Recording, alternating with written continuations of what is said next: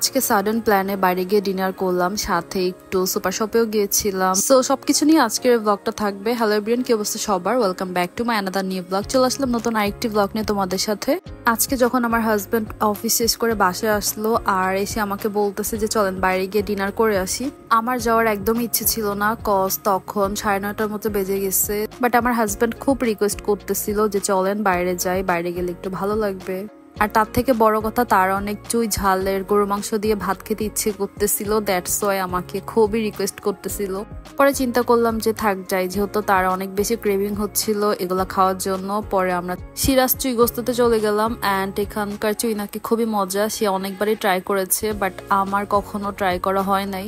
আমার চুই ঝালের গরু গোস্ত একদমই ট্রাই করা হয় নাই, মানে একবার ট্রাই করেছিলাম।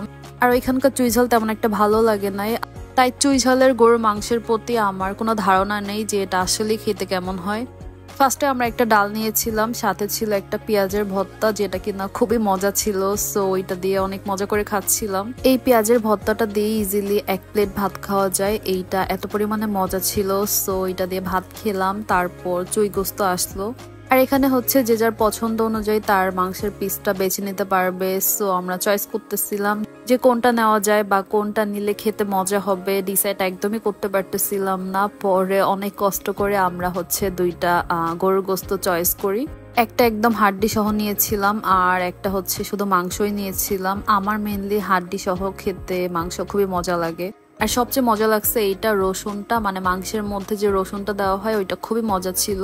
খাবারগুলো ভালো ছিল, বাট আমার প্রচন্ড ঝাল লাগতেছিল। আমি তো ঝালে খেতেই পারতেছিলাম না, বাট আমার হাজবেন্ড তো সেই খাচ্ছিল, মানে তার যেহেতু এটা ইচ্ছে করতেছিল। যাই হোক, লাস্টে আমি অনেক কষ্ট করে খেয়েছিলাম, কজ আমার ঝালে একদম অবস্থা খারাপ হয়ে যাচ্ছিল। এরপর ওদের এখান থেকে একটা ড্রিঙ্কস অর্ডার করলাম। টেবিলের উপর মালাই লাচ্ছির কার্ডটা দেখে আমার খুবই ক্রেভিং হচ্ছিল খাওয়ার জন্য, যে এটা হয়তো বা ভালো হবে খেতে, বাট আমার কাছে একদমই ভালো লাগে নাই। কি খাচ্ছিলাম আমি বুঝতে পারতেছিলাম না। উপর থেকে হয়তো বা কোনো মাওয়া বা একটু পাউডার মিল্ক দেওয়া হয়েছে, খেতে একদমই জঘন্য লাগতেছিল।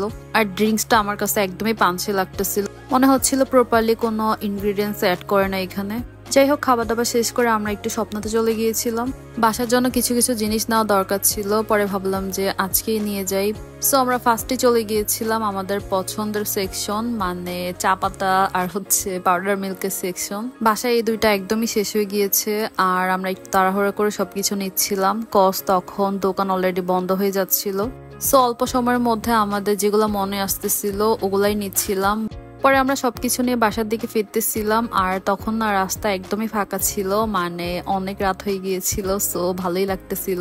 আর বাসায় ঢুকতে না ঢুকতে আমার হাজবেন্ড বলতেছিল তাকে কফি বানাই দেওয়ার জন্য। তোরাবিকার কফিগুলো সব জায়গায় পাওয়া যায় না, সো আজকে পেয়ে 4টা নিয়ে আসছিলাম। যেহেতু পেট একদম ফুল ছিল খাওয়া দাওয়া করে, সো ভাবলাম যে অল্প করে সবার জন্য কফি বানাই। আর তোরাবিকার কফিটা খাওয়ার থেকে আমার দেখতেই বেশি ভালো লাগে, মানে এটা এতটা ক্রিমি।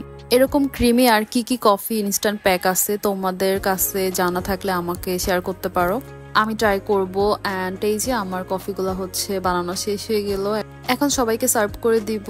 আর আজকের ব্লগটা এই পর্যন্তই ছিল। আই হোপ আমার ভিডিও তোমাদের ভালো লেগেছে। Please don't forget to like, comment, and share. Bye by.